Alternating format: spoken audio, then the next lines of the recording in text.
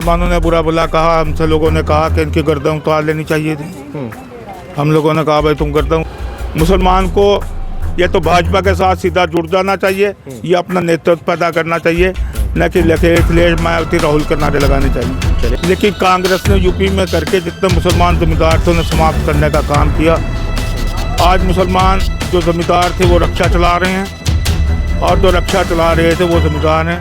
ये मैं वैदिक सनातनी मुसलमान हूँ, मैं दोनों धर्म को मानता हूँ और मानता रहूँगा।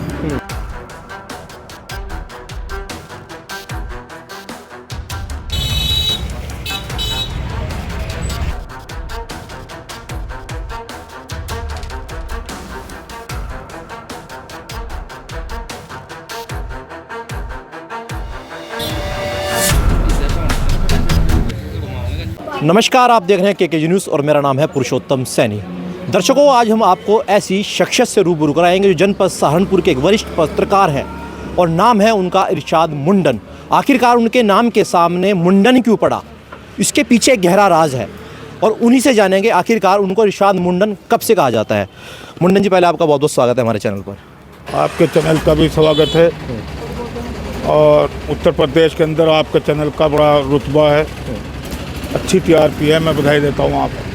इरशाद जी, आपको मुंडन कहते हैं, आखिरकार मुंडन कराने के कई वजह होती हैं, चाहे हिंदू धर्म हो, चाहे फिर मुस्लिम धर्म, चाहे फिर अन्य धर्म हो। आखिरकार नाम के पीछे मुंडन शब्द क्यों जुड़ा, क्या रहस्य है इसका?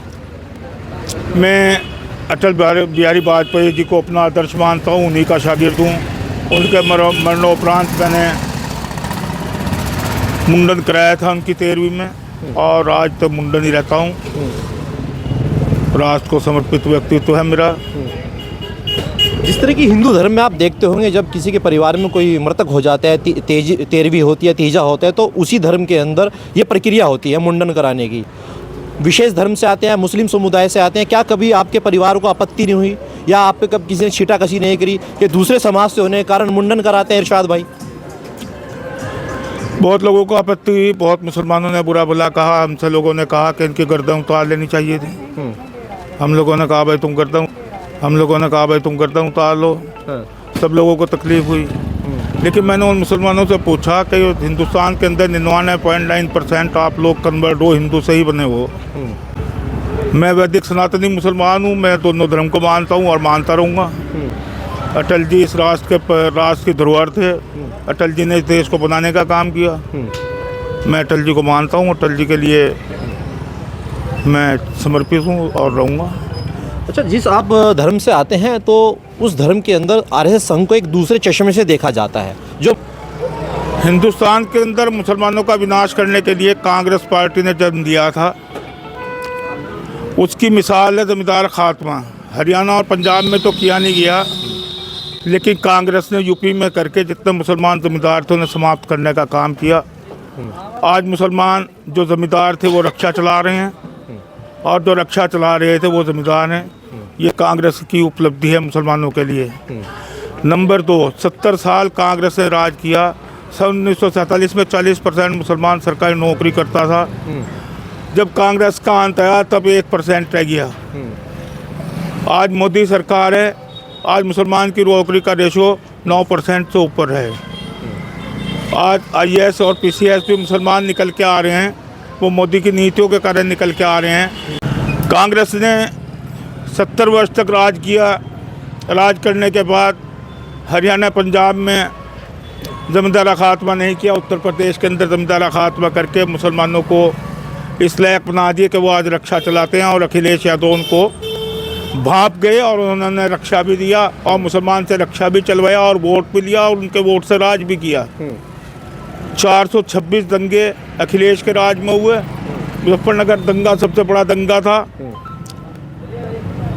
वो देन सिर्फ अखिलेश यादव की थी और मुसलमान तब भी उनको वोट करता है, आज भी वोट करता है।